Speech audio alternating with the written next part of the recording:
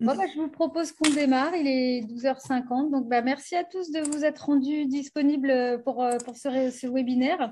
Donc, le thème, bah, vous l'aurez compris, c'est la codification des données pour l'élaboration du volet de synthèse médicale pour alimenter le DMP.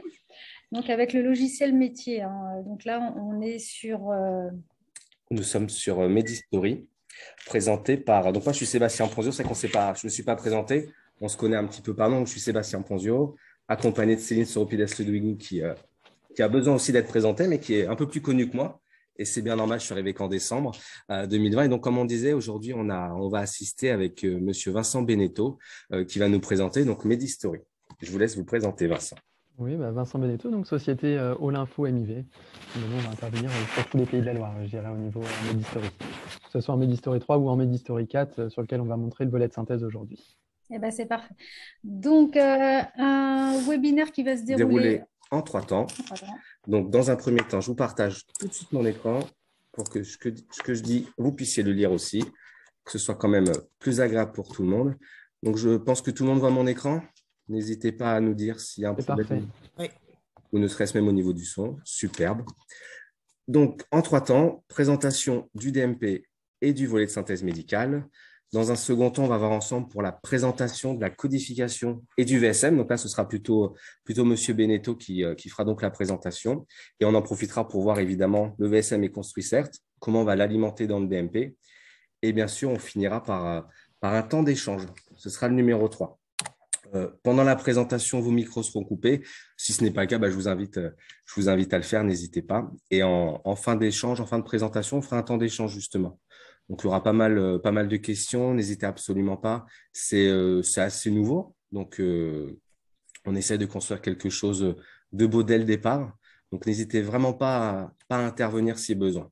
Je vous fais confiance. Alors, tout d'abord, un rappel sur ce qu'est le dossier médical partagé. Donc là, on va vous passer une vidéo d'un médecin, puisque rien de tel qu'un médecin pour parler du DMP. Donc, on va espérer que la technique fonctionne et on va vous passer une petite vidéo. On parle sans doute de choses que vous connaissez un petit peu, mais ça fait toujours plaisir de les entendre.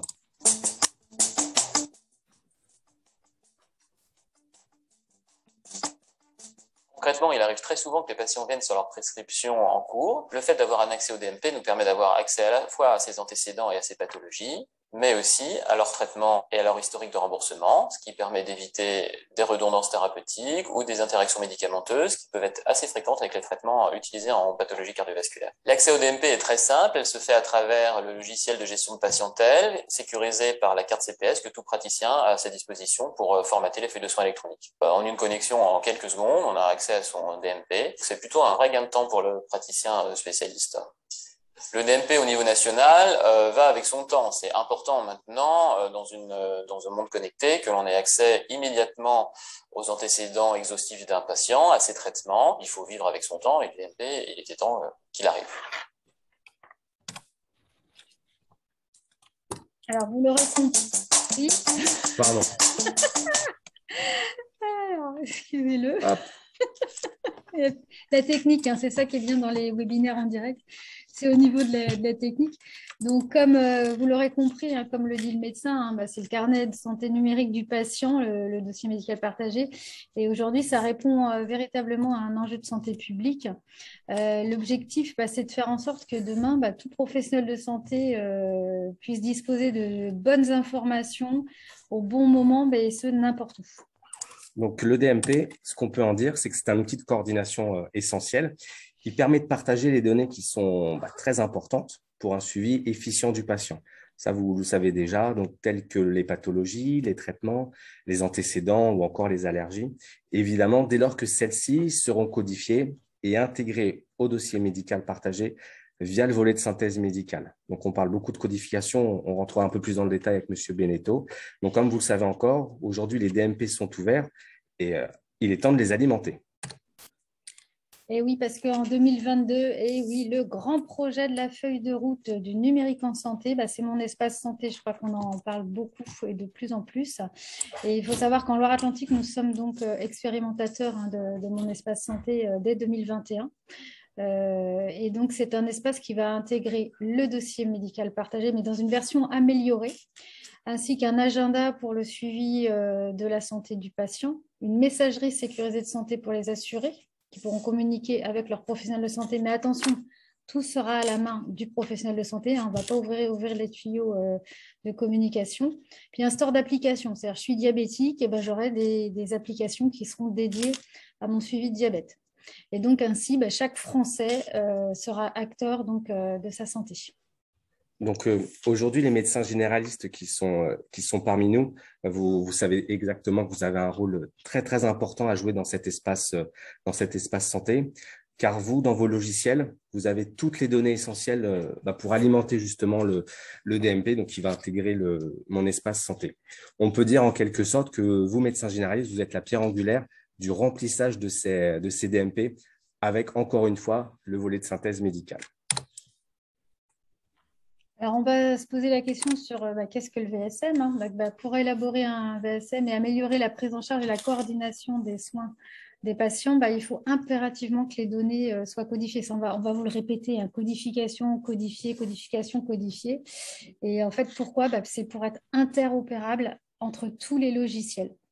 C'est pour cette raison qu'en Loire-Atlantique, nous avons décidé d'accompagner nos professionnels de santé pour codifier au mieux les données et ainsi alimenter les dossiers médicaux partagés en volet de synthèse médicale et en particulier pour des pathologies chroniques comme le diabète. On peut entrer dans le vif du sujet en se demandant, mais finalement, qu'est-ce que le VSM, le volet de synthèse médicale? Très succinctement, concrètement, c'est quoi? C'est le résumé du parcours de santé du patient. Comme vous le voyez à l'écran, il contient les éléments de son dossier médical. Encore, donc les pathologies actives, les antécédents personnels et familiaux, on retrouve les allergies, les facteurs de risque liés au mode de vie, donc le tabac, alcool, activité physique, et aussi des facteurs de risque dus peut-être à une profession. Et il y en a aussi, pour finir, les traitements au long cours, dit les traitements chroniques. Le VSM, on le répète encore, il doit être généré à partir de données codifiées et non codifiées que vous avez renseignées dans votre logiciel métier. Par exemple, les pathologies actives ou les allergies doivent être codifiées, comme disait Céline, comme le diabète. Ah oui, et pourquoi on codifie? Pourquoi on codifie, Céline? Alors, pourquoi codifier? Pour que tout professionnel de santé puisse accéder en quelques clics au volet de synthèse médicale via le dossier médical partagé. Donc, aux données médicales importantes, la codification servira à ce que chaque professionnel de santé ait la même information au même moment. Elle permet donc l'interopérabilité entre les différents logiciels. Ça, je pense que c'est des choses que vous avez peut-être déjà vues ou entendues. En tout cas, on le confirme aujourd'hui. Concrètement, pour accompagner mon discours, ce qu'on peut prendre comme exemple, c'est un patient qui déménage, il change potentiellement de médecin. Le nouveau médecin, à ce moment-là, n'aura qu'à importer le volet de synthèse médicale dans son DMP depuis son logiciel, donc pour récupérer l'historique des événements de santé. Encore, comme on le disait en début d'entretien, il faut que ce soit alimenté, bien sûr. Et donc, si tout est alimenté et que tout le monde peut y accéder, on peut considérer que le dossier médical partagé devient universel, simple, on va le voir avec M. Beneteau, sécurisé et accessible à tous. Et maintenant, on va rentrer dans le vif du sujet avec M. Beneteau qui va vous faire la démonstration de la codification du VSM dans votre logiciel. On vous laisse la main. Pas de problème, je vais essayer de partager mon écran. Hop. On va partager celui-ci. Je ne sais pas si tout le monde voit bien du coup la page de présentation. Vous avez, oui, c'est bon au niveau de la présentation? Je vous entends plus, Céline? Ouais. On voit parfaitement, Vincent. Ok. Donc là, on était passé. Donc rapidement, simplement au niveau de All Info. Donc aujourd'hui, on est une équipe de 10 personnes, donc 3 dédiés à Medistory. On va avoir des sites sur Champy, Mortagne en Vendée, Plessé en Loire-Atlantique. On a également un site sur Lorient que je n'ai pas précisé ici. Donc simplement un petit rappel de notre activité. Donc toute la partie médicale autour du logiciel Medistory. On a une partie également téléphonie, réseau, et toute la partie formation, principalement au niveau logiciel médical. Pour la présentation, on va aller directement dans Medistory. Donc ici, on est sur, je dirais, la page d'accueil au niveau de Medistory. Donc on va pouvoir rentrer dans un dossier patient. Hop, on va prendre petit Jean-Pierre. Dès l'entrée dans le dossier du patient, on va arriver sur une synthèse au niveau de son profil. Donc directement la synthèse de son dossier qui va venir se compléter de façon automatique en fonction des différentes informations qui sont saisies, donc à la fois toute la partie identité, donc qui était expliquée donc, tout à l'heure par Céline et Sébastien, qu'on va avoir donc la possibilité de modifier, la partie antécédent. On va retrouver toute la partie habitus qui va correspondre aux facteurs de risque, la partie vaccin, les traitements en cours qui viennent se reporter automatiquement avec toutes les ordonnances qui sont faites et je dirais les traitements de fond, les ordonnances ponctuelles, les produits arrêtés s'il y en a. On va retrouver, grâce aux messageries sécurisées, l'historique des variables de biométrie avec la dernière date, je dirais la variable a été prise, avec la possibilité donc là d'accéder rapidement, je dirais, à des graphiques d'évolution au niveau des courbes. Et en dessous, on aura toute la partie téléservice qui va nous permettre également d'intégrer, je dirais, la synthèse. Je vous montrerai dans un après-écran, je n'ai pas la possibilité de monter le DMP n'ayant pas de CPS. Donc, je vous montrerai tout à l'heure avec un bouton, je dirais, tout en bas pour pouvoir intégrer automatiquement la synthèse dans le DMP. Pour la partie codage, au niveau des antécédents, donc on a la possibilité d'éditer les antécédents. On va arriver donc, dans différentes rubriques avec un raccourci sur le volet de droite nous permettant d'aller chercher, je dirais, dans les différents dictionnaires, les codages qui nous intéressent. Au niveau du diabète, hop, si on cherche le diabète de type 2, on va pouvoir le retrouver. Pour coder, il n'y a rien de plus simple que de glisser simplement l'élément dans la rubrique qui nous intéresse. Ici, l'élément est codé, on n'a pas mis de date de début, plus d'informations au niveau de cet élément codé. On va pouvoir faire un double clic dessus, aller signifier si l'élément est en ALD.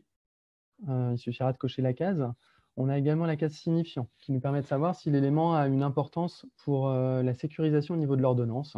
Donc cet élément-là est coché par défaut pour éviter d'aller le sélectionner.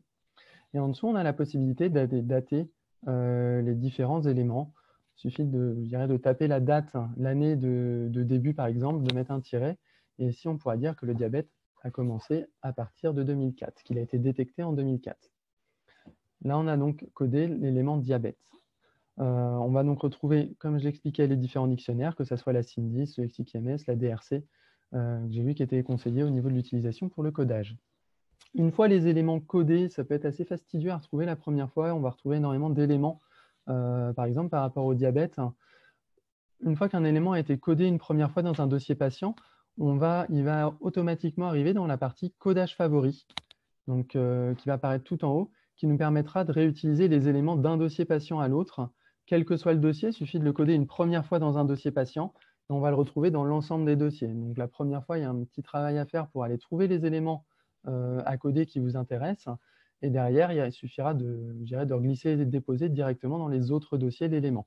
On n'est pas obligé d'aller rechercher dans les différents dictionnaires, même s'il y avait plusieurs dictionnaires utilisés pour des éléments différents, la totalité des éléments vont arriver dans les codages favoris.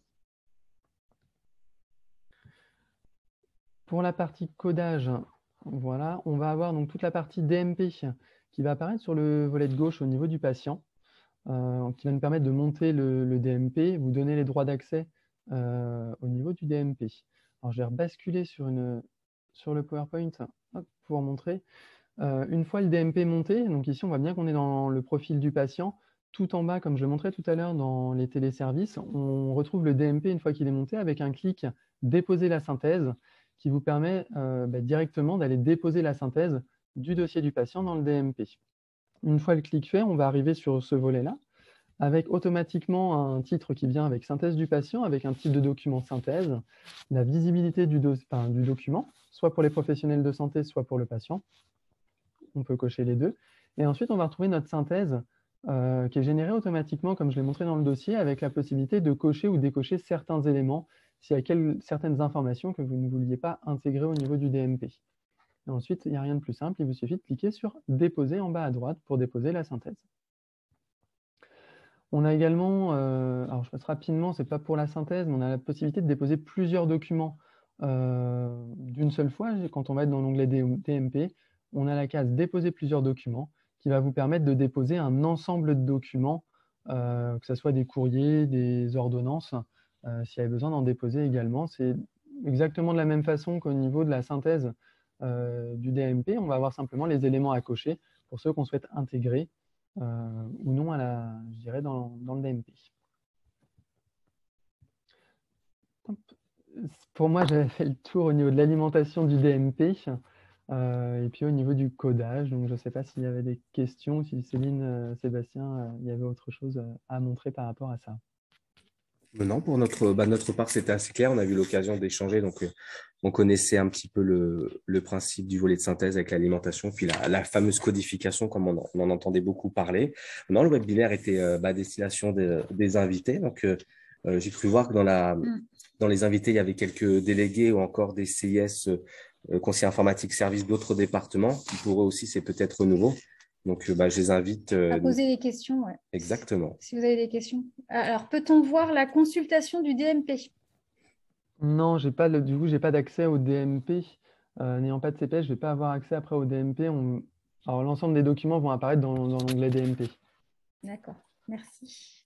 Alors, je ne l'ai pas reprécisé, hein, on est bien sur Medistory 4 au niveau de la consultation du DMP. Tous les médecins aujourd'hui ne sont pas forcément sur Medistory 4. Il peut y en avoir une grande partie qui sont encore sur Medistory 3, où là, l'ergonomie va être complètement différente et on n'aura pas la possibilité de déposer automatiquement une synthèse, comme c'est le cas dans Medistory 4. D'autres questions, des interrogations, n'hésitez pas, c'est le... Oui, bonjour, c'est Karine des Dames. Oui. J'ai juste une petite question. Si le médecin, donc sur Medistory 4, Oui. le volet de synthèse médicale, quand il est sur ses applications, il le trouve où avant de l'alimenter? Parce que ça, c'est ce qu'ils peuvent nous demander.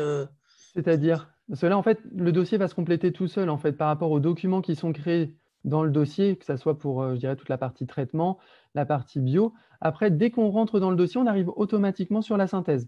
Il n'y a rien à faire, elle est générée automatiquement. Il n'y a absolument rien à faire et on va retrouver en dessous, une fois que le DMP est monté, on retrouve le bouton, comme je l'ai montré dans l'imprécran. D'accord, il n'a pas, oui, d'accord, il n'a pas à cliquer sur volet de synthèse et. Non, il n'a rien à créer, il n'a rien à faire, elle se génère toute seule. Et c'est tout le temps dès l'ouverture du dossier. Oui, d'accord, sur le dossier du patient qu'il suit. Voilà, c'est ça. C'est-à-dire que là, quand je rouvre mon dossier, ici, je suis dans ma recherche, si je rouvre mon dossier, automatiquement, j'arrive sur le profil qui me résume, donc, qui me fait une synthèse du dossier du patient. Et en dessous, on va avoir le bouton « Déposer la synthèse ». D'accord. Et le résumé, c'est le médecin qui l'a alimenté ou ça s'est fait Non, ça se génère tout seul. En fait, il va récupérer à la fois toute la partie identité, la partie antécédent qui a été codée, la partie habitus, donc facteur de risque, la partie vaccin, toute la partie traitement, elle, est récupérée en automatique en fonction des ordonnances qui ont été faites. D'accord. La partie bio, des résultats de bio qui ont été intégrés, que ce soit par Apicrypt ou MS Santé. Donc, on va avoir les deux. Les problèmes de santé, c'est plus des éléments créés. Et après, toute la partie téléservice. Voilà, d'accord. Et après, il fait juste DMP. Voilà, DMP, déposer. Déposer, quoi.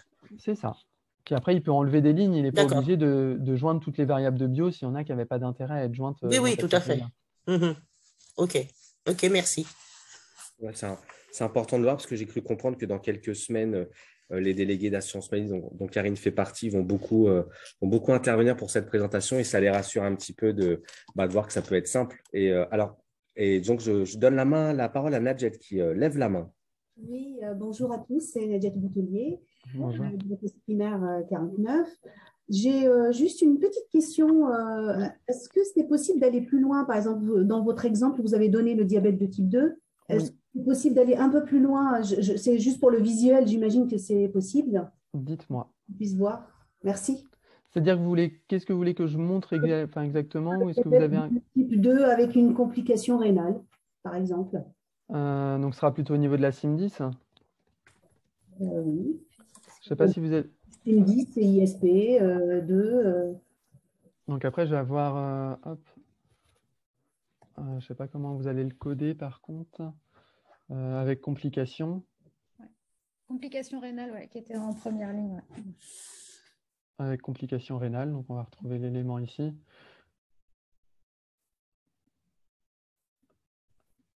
Et donc là, après, on peut aller le remettre directement ici au niveau du codage. D'accord, très bien, merci. Donc après, ça va fonctionner exactement de la même façon. Je ne l'ai pas remontré, on a la possibilité également de rechercher par les codes SIM10. Oui. S'il y en a qui voulaient rechercher plutôt par les codes SIM10 parce qu'ils les connaissent. Oui. Après, on va toujours retrouver dans les codages favoris, une fois que l'élément a été créé. Donc ça permettra pour la première fois de les rechercher, mais derrière, on va les retrouver s'il y a quelques éléments qui sont codés. Dites-moi, Vincent, l'onglet profil, on est sur le profil du médecin, Non, du patient. Et celui qui est en haut à droite? Il y a inspecteur et profil. Alors ça, c'est simplement un résumé également, mais quand on est dans le dossier du patient, qui résume, je dirais, les éléments du dossier du patient. D'accord, c'est un résumé du résumé. Voilà, en fait, ça va plus être quand on est dans les documents, ça nous permet d'avoir tout le temps à l'œil, je dirais, quand on fait une ordonnance, quand on fait d'autres types de documents, de revoir les antécédents, de les avoir tout le temps sous les yeux, plutôt que d'avoir besoin de revenir dans le profil. Je comprends, merci. Alors, on a une question de Loïc. Je pense que tout le monde la voit, je vais la lire. C'est: faut-il choisir un dossier de destination pour déposer le VSM ou est-ce que ça s'insère au bon endroit? On n'a pas de choix d'endroit de dépose aujourd'hui au niveau du DMP, c'est-à-dire qu'on va simplement pouvoir choisir le type de document. Si c'est une synthèse, si c'est une ordonnance, si c'est un courrier, je pense que le choix se fait derrière automatiquement en fonction du type de document qui est choisi. Exactement, c'est ça. Il y a un espace qui s'appelle volet de synthèse médicale. Ouais, après, je ne sais pas au niveau des choix. Alors là, vous l'aurez avec votre nouvelle version. Ouais, je ne sais pas après si ça a été déjà fait par rapport au volet de synthèse médicale, si c'est un champ ou si on n'a que la synthèse. Je n'ai pas la liste des éléments là sous les yeux. Après, comme toute alimentation vers le DMP, ce que l'on va alimenter, on est censé pouvoir sélectionner la catégorie. Donc, par défaut, ça ira dans le VSM. Si ça avait été un compte-rendu opératoire, ça aurait alimenté les comptes rendus d'hospitalisation, par exemple. Et pour répondre peut-être à une question qui serait posée, pour l'avoir eu précédemment, un VSM ne va pas annuler un autre VSM. Vous aurez tous les volets de synthèse médicaux qui vont venir s'ajouter les uns après les autres. Dans le DMP. Dans le DMP, pardon. Dans le dossier sur Medistory, ça se passe comment ça? Quand vous générez un VSM, on a la trace du VSM précédent ou pas? Après, on va retrouver la trace dans la liste des documents, alors que je ne peux pas vous montrer là, puis je n'ai pas fait d'impré-écran de cette partie-là. On pourra repartager la vidéo peut-être après pour accéder. Il doit y avoir l'élément, je dirais, à l'intérieur. On va avoir la trace, je dirais, de tous les documents, donc je pense des différents volets de synthèse. D'accord. Qui sont accessibles. Par contre, le médecin, il pourrait, par exemple, supprimer l'ancienne version. Il me semble qu'on peut l'archiver ou la rendre obsolète, mais on ne peut pas la supprimer de mémoire. D'accord.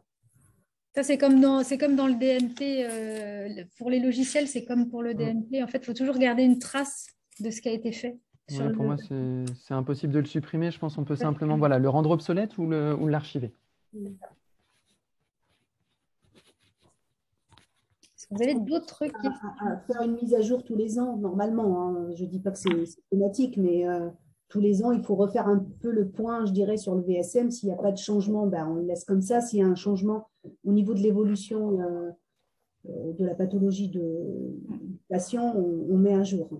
D'ailleurs, ça me donne une idée. Est-ce qu'il est prévu sur Medistory d'avoir une espèce d'alerte comme ça, dès qu'il y a un changement majeur dans le dossier du patient, une alerte comme ça qui prévoirait de penser à un volet? Non, après, les utilisateurs peuvent mettre des alertes avec une périodicité, se dire on remet ce patient-là à un problème de santé important, donc le diabète, et on lui met une alerte tous les ans qui revient à date d'échéance, je dirais, et qui nous rappelle qu'il faut remettre le volet de synthèse à telle date. Par contre, on n'a pas une alerte automatique qui vient se générer, c'est à l'utilisateur de se créer une alerte, mais qui peut être périodique en se disant je le fais tous les 6 mois, tous les 1 an, de revenir mettre à jour telle chose. Ah, mais c'est bien de savoir qu'on a la possibilité effectivement de mettre cette alerte, même manuellement, c'est bien pour un professionnel de santé de se dire voilà, j'ai généré un VSM aujourd'hui, et tout de suite je me mets dans un an, paf, je peux régénérer un VSM automatiquement, enfin pas automatiquement, mais j'y pense au moins. C'est bien d'avoir le système de... Donc ça, il y a la possibilité de le faire. Exactement, non, c'est bien ça. J'avais une question, pardon Vincent, j'avais une question. Je sais que les éditeurs évidemment proposent des formations sur tout ce qui est télétransmission, mais est-ce que tu penses prochainement il y aura des formations VSM proposées par les éditeurs? Je ne sais pas du tout. Peut-être selon la demande des professionnels de santé. Ouais, après voilà, c'est vrai que s'il y a des demandes ou des choses, après c'est des vidéos ou des explications qui peuvent être mises en place. Super, merci. Est-ce que vous avez d'autres questions? Ouais, j'ai une question, c'est Régis Desdames. D'accord. Je voulais revenir par rapport à ce que vous disiez tout à l'heure sur le volet de synthèse qui peut être enrichi. Le plus important, je pense que c'est au niveau des traitements, puisque alors nous, on sera sûrement amené à accompagner régulièrement les médecins là-dessus, sur le volet de synthèse. Après, je voulais juste aborder le fait que s'il y a un changement de traitement, comme l'intérêt, c'est vraiment les traitements en cours, ça va être ça, à mon avis, qui est le plus important pour le médecin. Et limite, quand on lui demande de reposer un volet de synthèse, c'est s'il a changé son traitement. Je ne sais pas si vous pensez que ça peut être intéressant. Après, Donc, limite, dire au médecin, bah, faites une alerte si à un moment donné, vous changez de traitement pour que vous puissiez au mieux réalimenter le DMP via le volet de synthèse. Après, ça peut être le traitement, ça peut être une complication par rapport à une pathologie, c'est-à-dire. Oui, enfin, vraiment des choses. Après, Voilà. oui, oui. Bah, il y a des choses qui sont figées, les intolérances, les risques professionnels, moi qui change de métier. Mais après, voilà, plus les alertes sur, on a vu effectivement les traitements ou les interventions chirurgicales aussi, quoi, par exemple. Ce que je pense qu'il faut essayer de faire, et ça fait quelques années maintenant qu'on en parle, c'est vraiment de faire penser au médecin qu'il est plus seul dans son cabinet et que c'est vraiment toute une équipe qu'il y a autour du patient. Il faut vraiment, c'est peut-être facile à dire, mais qu'il s'habitue à partager les informations, à les mettre à disposition, à alimenter le VSM pour lui dans son dossier et après l'alimenter vers le DMP pour tous les autres professionnels pour que l'équipe de soins autour du patient puisse en avoir la possibilité. Ouais. Toutes ces petites choses, il faut vraiment qu'ils pensent à, OK, il y a une nouvelle allergie ou un nouveau traitement. Ah, bah, faut que je pense quand même à le mettre sur le VSM. Demain, il y a une hospitalisation, le personnel intervient sur le DMP, consulte le VSM, le volet de synthèse médicale, et voit le nouveau traitement. Donc, je pense, comme toute nouveauté, il y a une acculturation à faire. Je voulais juste rajouter quelque chose qu'on n'a pas beaucoup parlé sur pourquoi on codifie. C'est aussi le fait que le VSM, alors VSM ou un autre document, quand il est codifié, c'est-à-dire qu'on peut rapatrier les données directement dans son dossier patient. S'il n'est pas codifié, il restera en fiche telle qu'elle est dans le DMP. Par contre, si la fiche, par exemple, je suis un médecin spécialiste, je veux que les données qui sont dans le VSM soient rapatriées dans mon dossier patient, je peux les rapatrier quand ils sont codifiés. S'ils ne sont pas codifiés, je ne peux pas les rapatrier. C'est-à-dire que je suis obligée de garder tout un document tel qu'il est. Alors que je peux rapatrier, par exemple, s'il n'y a que les allergies, les médicaments, les actes chirurgicaux, etc. Je peux les rapatrier dans mon dossier patient. C'est vraiment ça l'intérêt principal, je dirais, de la codification. Effectivement, c'est de pouvoir exporter depuis un logiciel, mais c'est pour un autre médecin de pouvoir importer de manière simple et efficace toutes les données du patient. Merci Nadjet pour la précision. Merci beaucoup. Est-ce que vous avez d'autres questions à poser à M. Beneteau? Profitons-en que nous ayons Medistory avec nous. Non, moi je trouve que c'est un logiciel assez simple.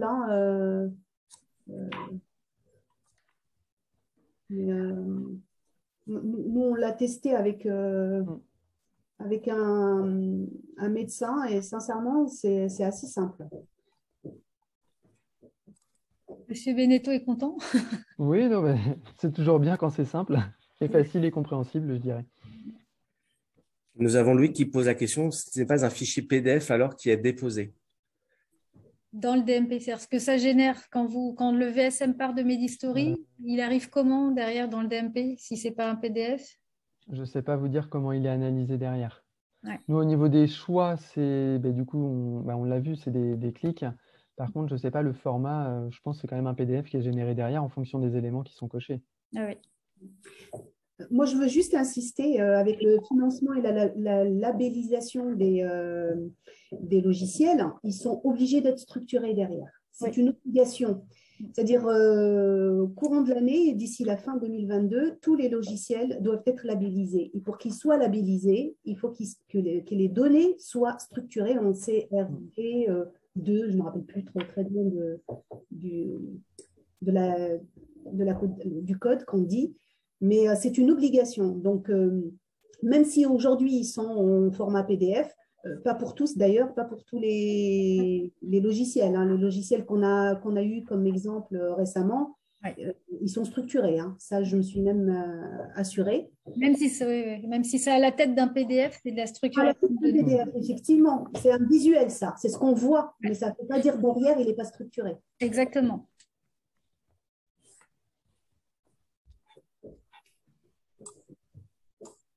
Y a-t-il d'autres questions? Il y aurait quelle labellisation pose Ce l'autre? sont des financements qui sont en train c'est le financement Ségur, hein. Ils ont jusqu'à fin 2022 pour labelliser tous les logiciels métiers. Alors, quand on dit labelliser, c'est-à-dire la structuration du VSM, intégrer l'INSI, le téléservice INS, qu'on va retrouver. compatible Propriété Connect, l'INS est ici. CPS, et compatible application carte vitale et compatible e-prescription. C'est tout ça, la labellisation. Je ne sais pas si j'ai répondu à la question. Bah, c'est toute cette labellisation qui est en cours, effectivement. Je ne sais pas si ça Nadjet, c'est ce qui correspond à la labellisation ProPS. C'est tout ce qui sera estampillé ProPS. Non, c'est autre chose. ProPS, c'est autre chose. D'accord. Donc, en fait, chaque éditeur doit déposer tout un dossier de labellisation pour chaque version. C'est ça qui est un peu difficile pour les éditeurs, d'ailleurs. Pour chaque version, sauf s'ils voient, par exemple, si vous dites, par exemple, Medistory, que le Medistory 3, bah, c'est obsolète, ce n'est pas la peine. C'est ça. Vous allez labelliser le 4 et pas le 3. Mais en tout cas, le 3, il ne sera pas conforme, en tout cas, pour être installé chez un médecin. Parce que déjà le cas au niveau des maisons de santé, seulement Medistory 4 a les agréments et pas Medistory 3. Voilà. Donc là, il y aura c'est tout au long de cette année, hein, de l'année prochaine, je veux dire, 2022. Ça a déjà commencé pour certains éditeurs. Hein, on a 2 ou 3 éditeurs qui sont labellisés. Eh bien, écoutez, a priori, il n'y a plus de questions. À moins qu'il y en ait une encore? Non? Non? Non, mais il n'y a plus de questions. Donc, on va vous remercier vraiment du temps que vous nous avez accordé. Les CIS, alors on a mis les CIS de Loire-Atlantique sur la diapo, mais en fonction du département où vous êtes, vous pouvez appeler directement vos conseillers informatiques et services de votre département. Et puis, plus d'informations sur Clic Santé CIS et donc tous les webinaires pour tous les logiciels du marché, les plus représentés seront hébergés. On réhéberge tous les webinaires. Donc, un grand merci à tous. Un grand merci à M. Beneteau de s'être joint à nous également. Merci à vous deux pour l'invitation. Et puis, bon courage et bon volet de synthèse médicale pour le DMP. Merci.